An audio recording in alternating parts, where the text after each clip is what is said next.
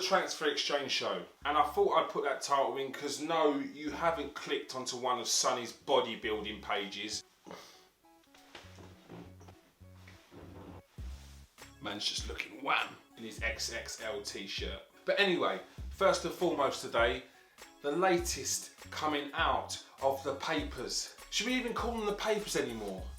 What's the foghorn? The latest news coming from the BS foghorn is Arsenal are after Eder Militao of Real Madrid. The 22-year-old only arrived at the Bernabeu in the summer for £44 million from Porto, but since then has failed to recapture the form that had Real Madrid pay that money for him.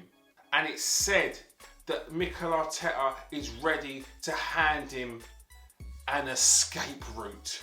You have to love the drama that these papers add to it. An escape route. We're gonna break you out, man.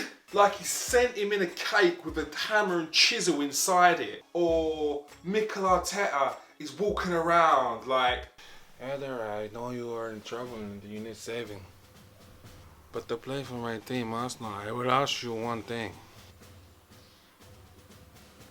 You also have to be willing to do one other thing. You have to be prepared for the great escape.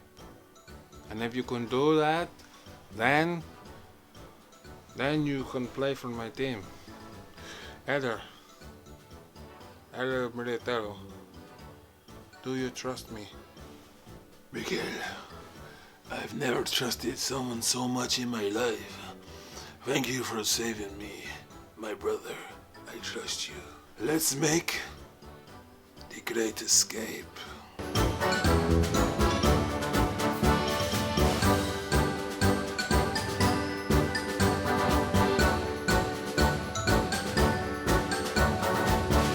it's just not like that really, is it? So overdramatic, so eager to pull in the Arsenal fans. But we're not going to fall for it. And why? Because of shows like this. Now, I'm not saying that Arsenal haven't sent scouts to look at this guy, or Arsenal haven't looked at him once. But we're on the back of a pandemic, and you're trying to tell me that we've put in a £44 million minimum release clause bid for Thomas Partey. And now we've also contacted Real Madrid about the services of a centre-back they only bought in the summer for £44 million. How realistic is it? I'll give you a second. They've just asked their players to take a 12.5% pay cut. They have centre-backs already on the books, the likes of Papa, Mustafi, Luiz, Chambers, Holding, Mastropanov, and soon to be coming into the team, William Saliba. 6 centre-backs on the books, and you're telling me they're going out to spend £44 million on a reject from Real Madrid? Not bloody likely. Now, Real Madrid are in trouble because the revenue that they get from TV revenue and their matchday revenue is their big pulls. They've got assets on their books, so they're likely to want to sell and get rid of players who they don't necessarily need, players that they might feel they could get a bit of money for. But someone who you've paid £44 million for in the summer and has played 13 games for your team, you're looking to take quite a dramatic loss, especially now that the general losses are in and around 10 to 20 million, the ratios of the player.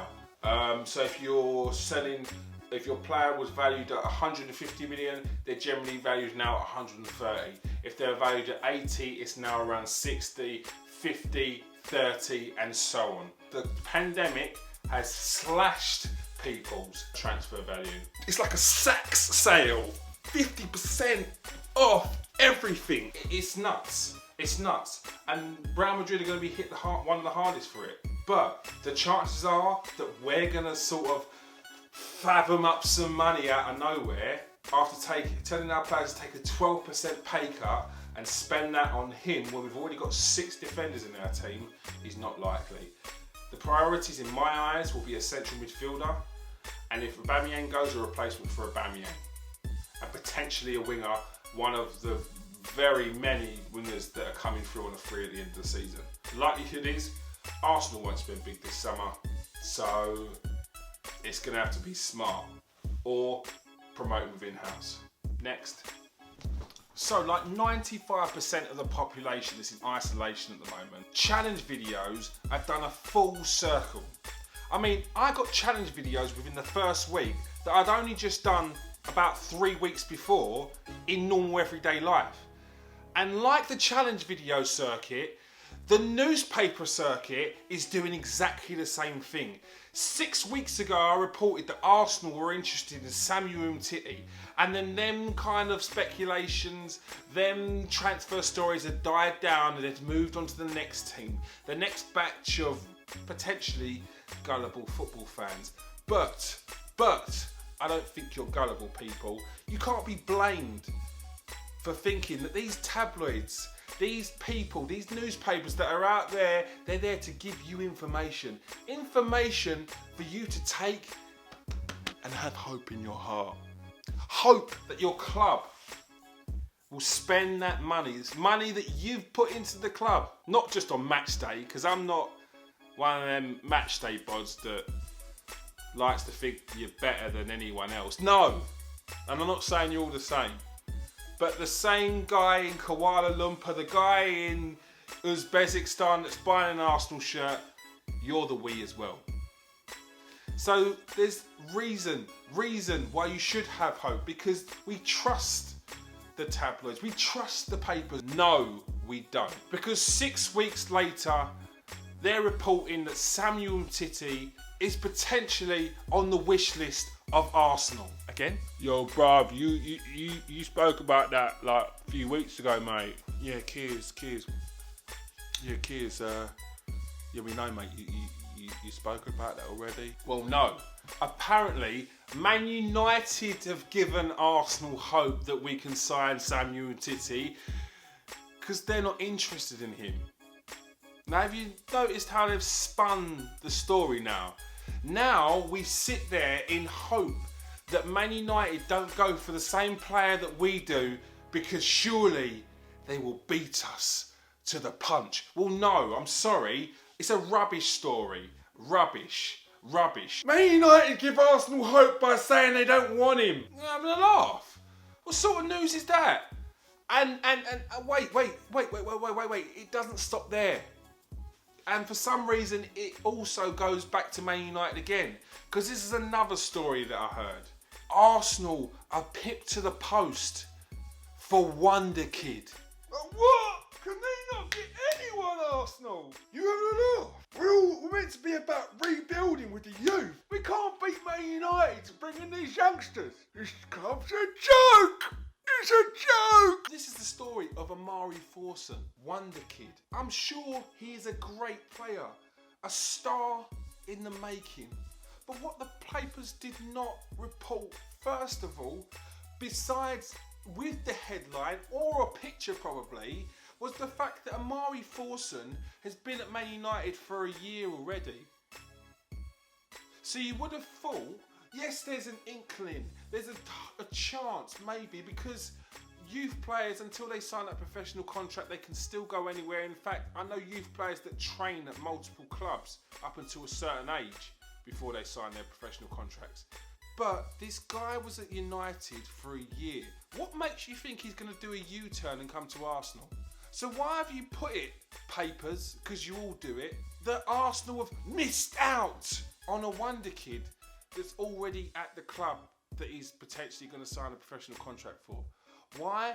Because the headline grabs people's attention, and by then it's too late. They've clicked on it and you got your clickbait. Getting pretty boring. You're going to lose trust and you're going to lose clicks. So remain credible and sort out these stories, because Amari Forson, although I'm sure Arsenal had tabs on him before maybe he was at Tottenham, before he went Man United, but he'd been there a year. So it's a nothing story. Once again, don't waste our time. Sort it out. Now this one is potentially going to upset a few. Many have claimed that our Wonderkid, our very own, our British born, our English born, of African descent, Saka, Bukayo Saka, the absolute gem, the surprise act over the last year, to be fair.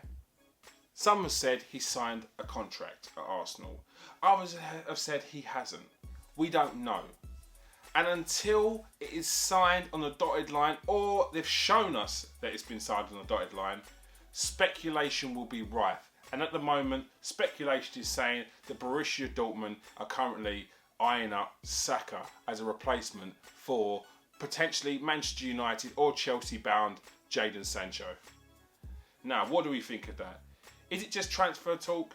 Is it just paper talk? Have the papers just gone, Sancho left Man City, went to Dortmund. They've got a good history of bringing through youth and youth development. And if Sancho goes, Saka could be there to replace him. There's probably an element to that, but there's probably also an element that Borussia Dortmund are actually eyeing up Saka. And there's probably an element that Manchester United are probably eyeing up Saka. I mean, we haven't exactly got previous of not selling some of our best players to our closest rivals, have we now, Arsenal? So it strikes me that they actually don't care when it comes to making some money who they're sending their players to.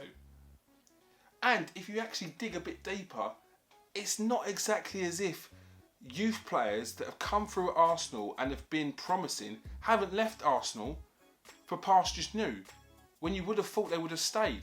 I mean, we can go through quite a few of them, and they're actually doing well in other leagues. So to think that Saka was always going to sign a contract and it's done and dusted, and he couldn't possibly turn his head anywhere else, is arrogant and naive of us. And the longer it's taking, the more and more speculation you're going to hear, whether true or not. And if it's not been signed, the more potential it is that he could leave. So I hope Arsenal are getting this one tied down. I am hearing it's a 5-year deal for 40 grand a week, and for a player who's only just turned 18, that's a good wage. But what I don't want is an Ashley Cole scenario. I don't want like Jadon Sancho scenario, where we've then got to sell him or lose him to another club, and then in 2-3 years time he's a superstar. I mean, just look at Serge Gnabry, and we just have to sit there and cheer every time he puts on an Arsenal top or he downs Tottenham, and that can only be fun for so long before it's actually embarrassing. So be sure to catch the Transfer Exchange Dispute, where we dispute defenders this week. Also, with the Transfer Exchange, the review show, where we've got our 3 regular scouts, Jerome, Steve and the chef. Also, last week's guest, we had James Rowe on. You can listen to some of his snippets of his interview, and the full interview will be out this week. And of course, don't forget to like and subscribe to the Sunny TV Arsenal channel. On that note, peace out, stay safe.